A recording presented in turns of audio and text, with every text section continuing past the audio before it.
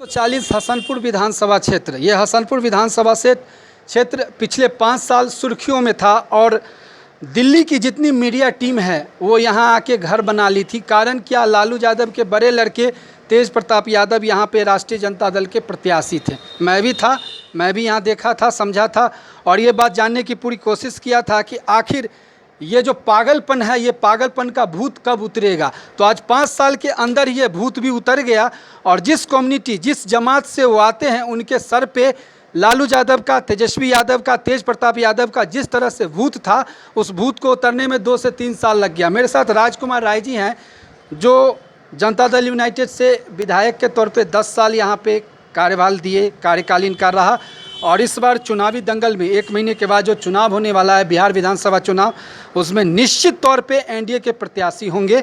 और एनडीए का जो मैनिफेस्टो है, कई दलों का संगठन से बना हुआ एनडीए का जो मैनिफेस्टो है, उस मैनिफेस्टो के आधार पर ये काम भी करेंगे।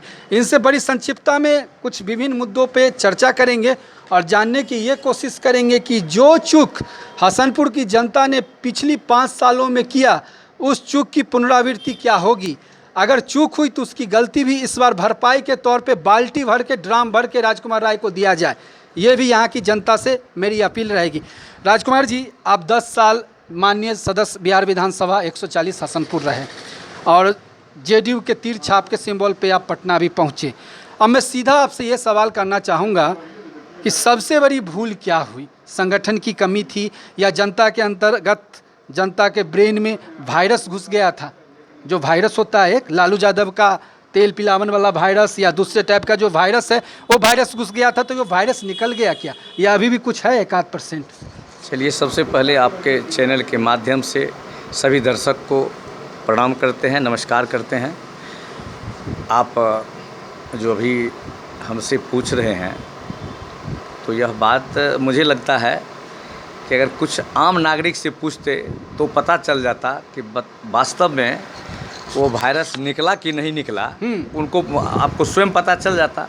जब हमसे पूछ रहे हैं तो हम तो लगातार माननीय मुख्यमंत्री जी नीतीश बाबू का और एनडीए के कार्यकर्ता लगातार हम लोग 25 वर्षों से हैं और ईमानदारी से हसनपुर में और हसनपुर की आम आवाम जनता के लिए दिन रात उपलब्ध रहते हैं काम के लिए।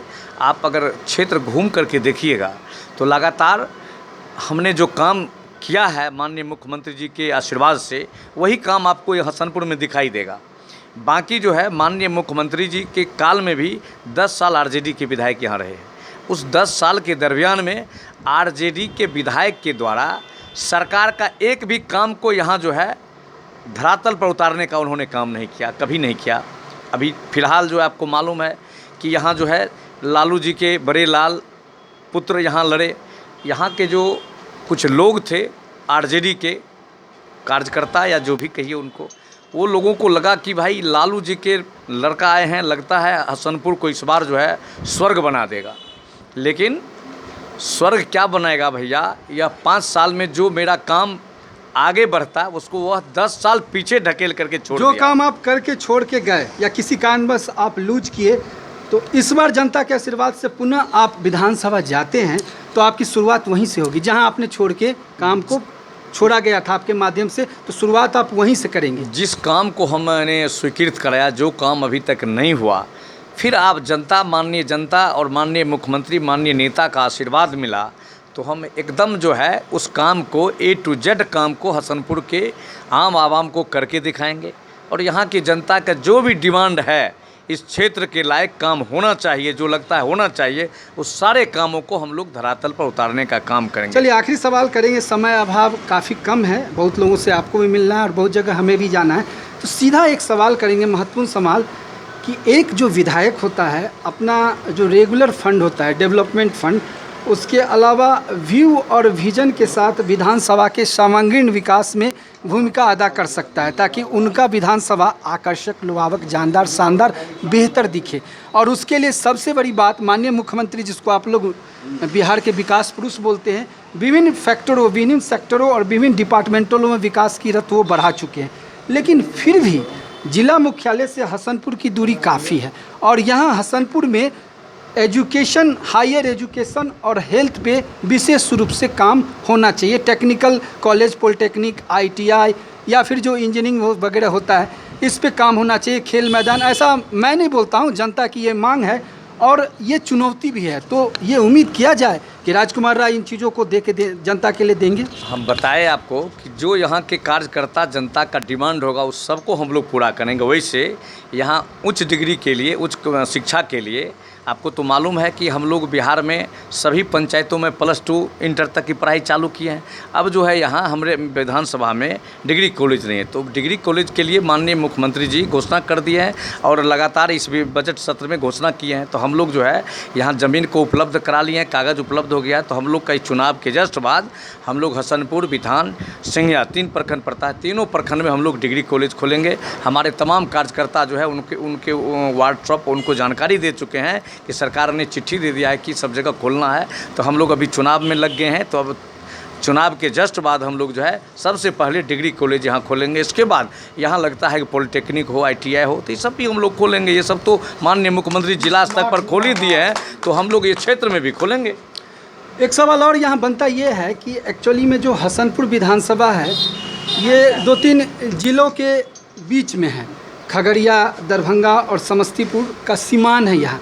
तो कहीं न कहीं मुद्दा ये भी बन जाता है कि जो बाढ़ का पानी है वो ओवरफ्लो होके जलमग्न वाली स्थिति आ जाती है। और जो आपके विधानसभा में विथान है, जहाँ आपका निवास स्थान है और पंचायत प्रतिनिधि के तौर पे आप भी प्रत्यक्ष अप्रत्यक्ष रूप से हावी थे, तो ये चीज़, मेरा सवाल आप समझ गए होंगे। तो बाढ़ जो है या बरसात का जो पानी है उसके लेके विधायक की अपनी एक दृष्टिकोण होनी चाहिए। आप जब विधानसभा के सदस्य थे तो एक आध बार आपने सवाल उठाया था, ये मेरे संज्ञान में है।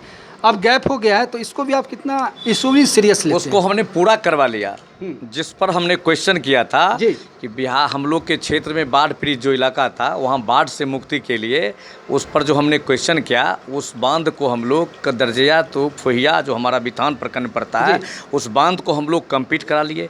और बांध कंप्लीट कराने के बाद उसमें जो है 40 करोड़ की लागत से एक बहुत बड़ा स्लुइस गेट बनवाए हैं। जो बरसात का पानी अगर इधर ज़्यादा होता है तो फिर उसको खोलने के बाद नदी में वापस हो जाएगा, गिर जाएगा। तो अभी जो इलाका बाढ़ पीड़ित था हम लोग का, वहाँ पर आप जाइएगा तो आपको जल जमाव की स्थिति नहीं रहेगा। वहाँ सारे जगह जो है अब गेहूँ फसल लगता है समय पर, धान का फसल लगता है। और जहाँ जहाँ पानी था अभी अगर घूम के देखिएगा तो नदी में पानी दिखाई नहीं देगा। वो जो है से मृत नदी सब है, उसको सूखा है। खेत किसान का जो है अभी हरा भरा धान है, फसल है। तो हम लोग उस जिस समस्या को आप उठाए उसको हम लोग दूर कर चुके हैं। चलिए, चलते चलते शुभेच्छा, शुभकामना, बेहतरीन काम कीजिए। अब बढ़िया विधानसभा बनाइए और 2025 फिर से नीतीश, 225 फिर से नीतीश, एकदम ये स्लोगन है आपकी पार्टी का, आपकी पार्टी का है? मेरे पार्टी का है। और हम आपको पूर्ण भरोसा, विश्वास दिलाते हैं और चैनल के माध्यम से हम अपने आम इस सीट के बारे में भरोसा दिलाइए। ये इस सीट के बारे में भी आपको 100% गारंटी देते हैं कि ये जो है NDA के खाता में जाएंगे और माननीय मुख्यमंत्री जी के खाता में जाएंगे और मुख्यमंत्री जी को हाथ को मजबूत होगा। किंतु परंतु कहीं से नहीं है, किसी भी परिस्थिति में कोई भी लड़े। पिछली बार जो चीट हुआ जनता के साथ, वो इस बार भर के, वो जनता सब समझ रही है। इस बार जो है जनता जो भूल हो गया उसको इस बार सुधार करके बोरा भर भर के वोट मिलेगा। चलिए राजकुमार जी, आपने समय दिया, धन्यवाद। चलिए, नमस्कार।